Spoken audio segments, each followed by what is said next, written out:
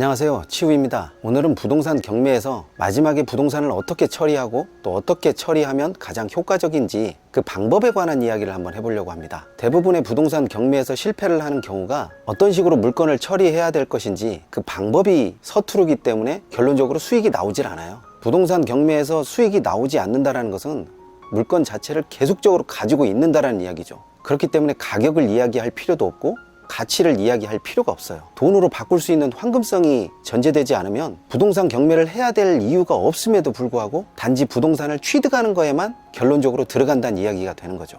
효과적으로 부동산을 처리하는 방법이 분명히 있을 것이고요. 그 부동산을 처리하는 방법이 한 번에 이루어지는 협상으로 수익을 얻을 수 있는 그런 방법은 거의 드물죠. 그런 드문 케이스 중에서도 잘하는 사람은 굉장히 잘하니까 어떻게 하면 잘할 수 있고 어떻게 하면 잘 못했던 것을 개선할 수 있는 것인가에 대한 그 방법을 말씀드리겠습니다. 우선 부동산 경매에서 낙찰을 받고 나면 자신이 낙찰받은 물건의 권리 분석을 토대로 이해관계인을 정리할 줄 알아야죠. 어떤 이해관계인은 상관이 없으니까 빼고 또 어떤 이해관계인은 키를 쥐고 있으니까 그 이해관계인에 더 집중을 해야 되고 그런 쪽이 성립이 되겠죠. 물건을 일단은 정상적인 상태로 만들어 놔야 내가 사용을 하든 아니면 되팔아서 수익을 내든 이렇게 할 수가 있는데 낙찰에만 목적을 두면 그런 방법 자체가 떠오르지가 않아요. 또 어떤 것을 먼저 하고 어떤 것을 나중에 해야 될 것인지에 대한 판단이 서지 않기 때문에 어떤 것을 먼저 하고 어떤 것을 나중에 할 것인지 그 절차를 한번 판단해 보시기 바랍니다. 그런 다음에 이해관계인을 꼽아야 되는데 지분 물건 같은 경우에는 공유자가 이해관계인에 들어갈 수도 있고요. 공유자가 없는 상태라면 과연 이 물건의 가치를 어떻게 살릴 수 있는 것인가, 그것에 관한 생각을 좀 해봐야죠. 이런 것들이 어느 정도 되고 나면 이 물건에 대한 장점이 무엇이고 이 물건에 대한 단점이 무엇인가를 판단해서 상품을 포장하듯이 잘 포장해야 될 필요성이 있어요. 그 다음에는 내가 이 부동산 물건을 어느 정도 보유하고 있을 것인지 아니면 계속적으로 보유를 하고 있으면서 어느 정도 가치를 살릴 것인지 그것에 대한 염두를 좀 하셔야죠. 그래서 누군가가 그 물건의 가격이 얼마냐고 물어봤을 때 시간 대비 수익을 미리미리 계산해서 곧바로 매도 가격이 나와야죠. 자신이 1억을 주고 매입했는데 처리하는 비용이 2천만 원 정도가 들어갔다. 그러면 1억 2천을 받을 것인가가 아니라 1억 3천이나 1억 4천을 받아야 되는데 보유기간이 2년이나 3년 정도 됐다. 그러면 1억 4천, 1억 5천 이런 식으로 시간 대비 수익을 꼽을 수가 있어야 돼요. 이게 어느 정도가 된다라고 하면 내가 아무리 부동산을 오래 들고 있어도 어느 정도의 수익을 내가 얻어야 된다라고 하는 그 가늠이 나오기 때문에 부동산 경매에서 마지막으로 수익을 챙길 때는 좀 과하다 싶을 정도로 수익을 챙겨야 될 필요성이 있어요. 왜냐하면 본인의 노력도 들어갔으니까요. 낙찰 받는 것도 내 노력의 산물이고 가치를 살리는 것도 내 노력의 산물이에요. 가장 안타까운 것이 부동산 물건을 낙찰 받고 난 이후에 아무것도 하지 않고 그냥 내박쳐 놓는다는 거죠. 처음에 낙찰 받고 정말로 좋아했지만 시간이 지나감에 따라 낙찰 물건도 시들하고 낙찰 받았을 때 기분도 시들하는 경우가 종종 있죠. 그래서 이러지도 못하고 저러지도 못하고 그저 시간만 쭉 흘러나가서 나중에는 돈으로 바꿀 수도 없는 그런 부동산 물건을 만들면 부동산 경매에서 가장 실패한 케이스가 그런 케이스가 아닌가 싶어요.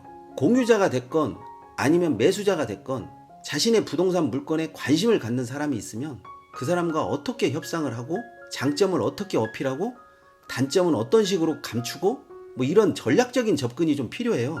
또 자신이 제시하는 가격이 이게 합당한 가격이라는 것을 상대방에게 설득시킬 수도 있어야 되고 상대방에 대한 이야기를 들어보면서 합리적인 가격을 제시할 수도 있어야 되는 거죠.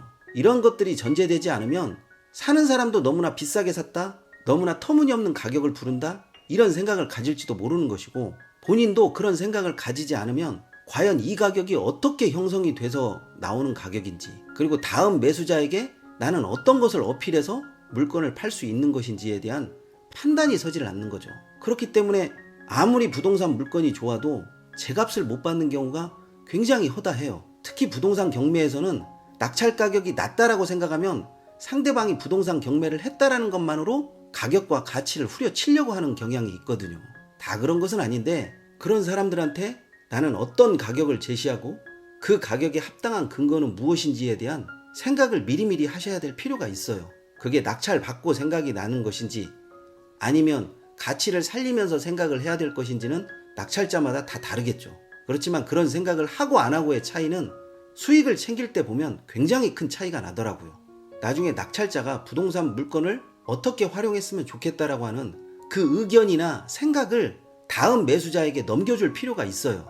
활용도나 쓸모에 관해서 다음 매수자에게 넘겨줬을 때 그것이 타당하다고 하면 가격을 높게 받는 것이고, 그런 것들이 현실 가능성이 없다라고 하면 가격이 낮게 형성될 수가 있는 거죠.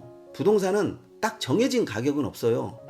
정해진 가격은 없는데 과연 어떤 분위기, 또 어떤 쓸모, 어떤 가치, 그것에 따라서 가격 자체가 천차만별이기 때문에 똑같은 부동산이라고 볼 수는 없는 거죠. 다만 여기서 부동산 경매 투자자가 낙찰가에 연연하면 절대로 가격이 높아지지 않는다는 것은 꼭 염두에 두시기 바랍니다. 기본적으로 부동산 낙찰자들도 이해관계인을 만나고 또 협상하고 설득하고 이런 과정을 굉장히 어려워라 해요. 근데 어렵게 생각하지 말고 내 생각을 전달하고 상대방의 의견을 듣는다, 이런 식으로 접근하면 조금 더 쉬워질 수는 있다라고 생각을 합니다. 처음이 문제지 하다 보면 이것도 요령이 생기고 나름대로 해볼만 하다는 생각이 들 겁니다.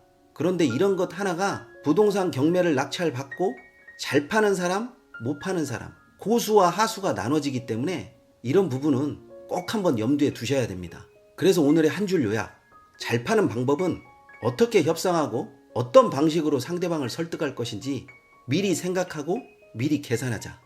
오늘은 여기까지 하겠습니다.